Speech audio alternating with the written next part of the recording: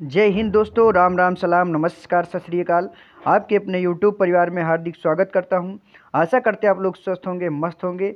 तो उसी मस्ती के साथ आज 5 और 6 जनवरी के करंट अफेयर्स हम लोग पढ़ने वाले हैं। आइए पहले क्वेश्चन की ओर चलते हैं। आज का जो पहला क्वेश्चन है वो है, हर वर्ष दुनिया भर में विश्व कैंसर दिवस मनाया जाता है। World cancer day is celebrated all over the world every year. तो हर वर्ष दुनिया भर में विश्व कैंसर दिवस 4 फरवरी को मनाया जाता है, ऑन 4 फरवरी। आइए अगले क्वेश्चन की ओर चलते हैं। अगला क्वेश्चन है, हर साल दुनिया भर में विश्व न्यूटेला दिवस मनाया जाता है। World Nutella day is celebrated world wide every year. तो हर साल दुनिया भर में विश्व न्यूटेला दिवस 5 फरवरी को मनाया जाता है, ऑन 5 फरवरी। आइए अगले क्वेश्चन की ओर चलते हैं। अगला क्वेश्चन है, सूरजकुंड अंतर्राष्ट्रीय शिल्प मेला हरियाणा के फरीदाबाद जिले में आयोजित किया जाएगा। Surajkund international crafts fair will be held in Faridabad district of Haryana.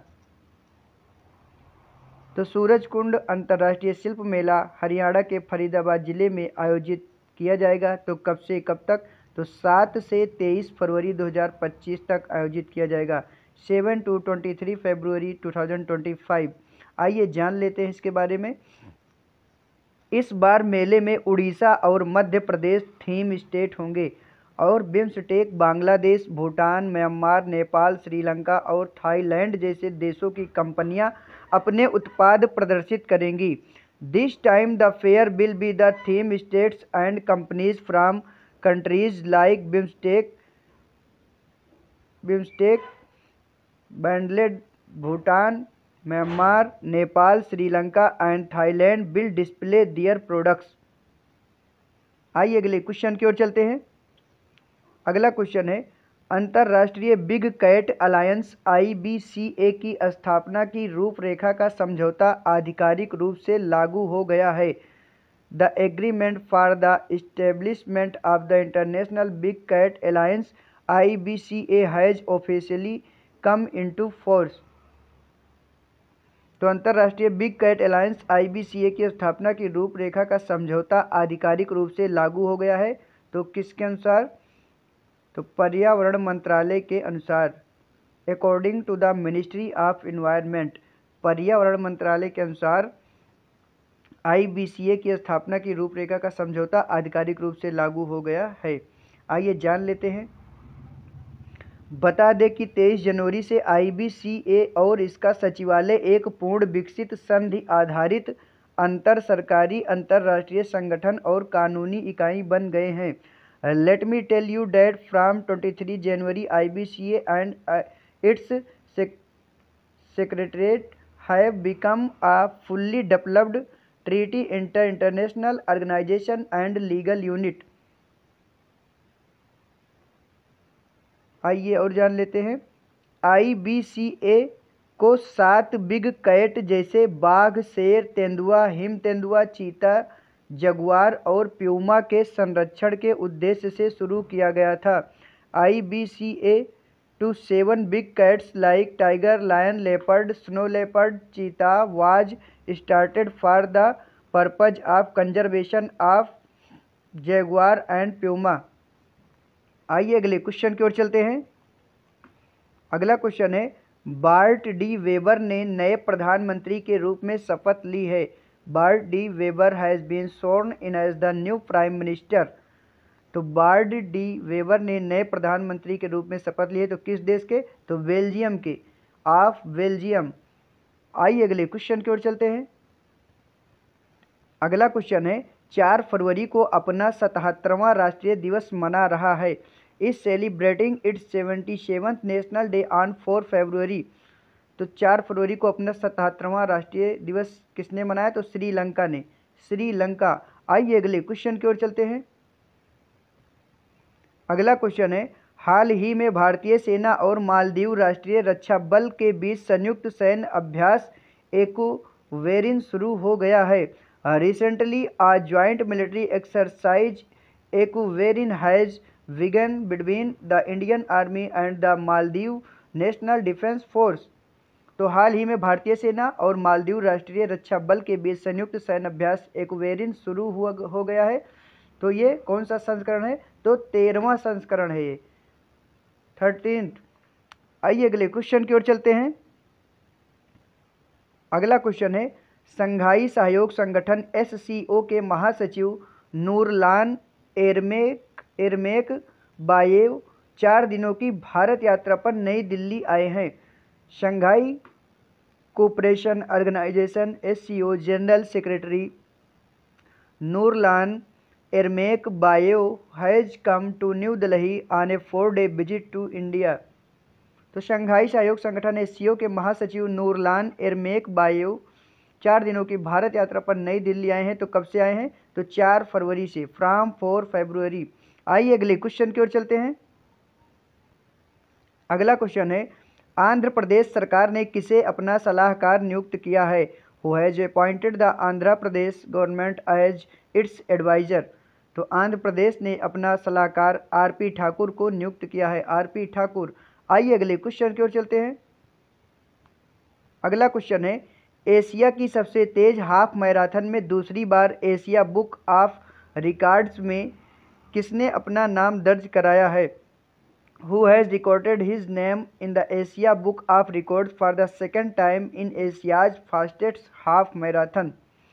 तो एशिया की सबसे तेज हाफ मैराथन में दूसरी बार एशिया बुक ऑफ रिकॉर्ड्स में किसने अपना नाम दर्ज कराया है?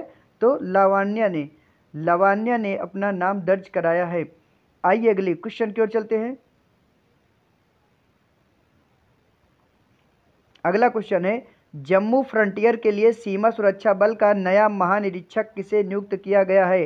Who has been appointed as the new inspector general of border security for the Jammu frontier. तो जम्मू फ्रंटियर के लिए सीमा सुरक्षा बल का नया महानिरीक्षक शशांक आनंद को नियुक्त किया गया है, शशांक आनंद। आइए अगले क्वेश्चन की ओर चलते हैं।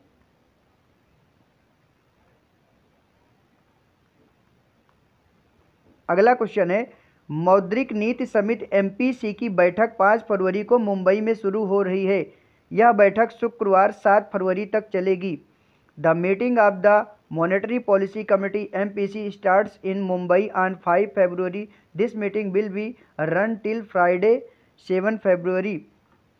तो मौद्रिक नीति समिति MPC की बैठक 5 फरवरी को मुंबई में शुरू हो रही है और यह बैठक शुक्रवार 7 फरवरी तक चलेगी। तो यह किसकी बैठक है? तो भारतीय रिजर्व बैंक RBI की बैठक है, reserve bank of India RBI। आइए जान लेते हैं, नवनियुक्त reserve bank governor Sanjay Malhotra की अध्यक्षता में यह पहली बैठक होगी। This will be the first meeting under the chairmanship of newly appointed reserve bank governor Sanjay Malhotra.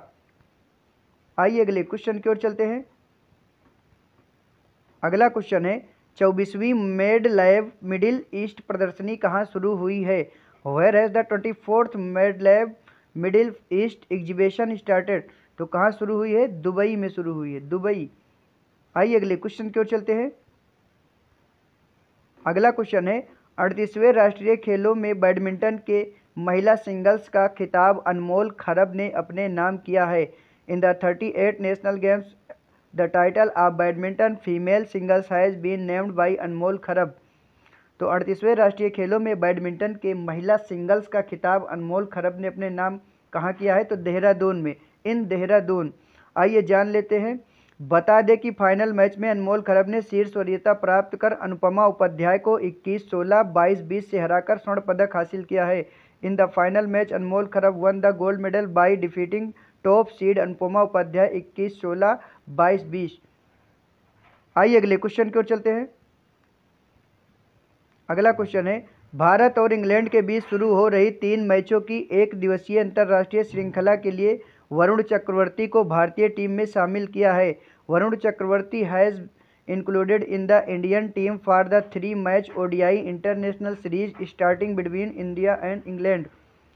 तो भारत और इंग्लैंड के बीच शुरू हो रही 3 मैचों की एक दिवसीय अंतर्राष्ट्रीय श्रृंखला के लिए वरुण चक्रवर्ती को भारतीय टीम में शामिल किया गया है। तो कब से? 6 फरवरी से, ऑन 6 फरवरी। आइए अगले क्वेश्चन की ओर चलते हैं। अगला क्वेश्चन है, डोगरी भाषा के लिए वर्ष 2024 का साहित्य अकादमी पुरस्कार दिवंगत चमन अरोड़ा को उनकी पुस्तक एक होर अश्वत्थामा के लिए दिए जाने की घोषणा की है। For Dogri language the Sahitya Akademi award of 2024 has been announced to late Chaman Arora for his book Ek Hor Ashwatthama. तो डोगरी भाषा के लिए वर्ष 2024 का साहित्य अकादमी पुरस्कार दिवंगत चमन अरोड़ा को उनकी पुस्तक एक होर अश्वत्थामा के लिए दिए जाने की घोषणा किसने की है? तो संस्कृति मंत्रालय ने की है, कल्चर मिनिस्ट्री। तो आशा करते हैं आज के क्वेश्चन आपको पसंद आए होंगे। पसंद आए लाइक कीजिए, सब्सक्राइब कीजिए, कमेंट कीजिए, शेयर कीजिए। तो आज के लिए बस इतना ही। मिलते हैं किसी नेक्स्ट वीडियो में नए टॉपिक के साथ। तब तक के लिए जय हिंद, जय भारत, स्वस्थ रहें, मस्त रहें।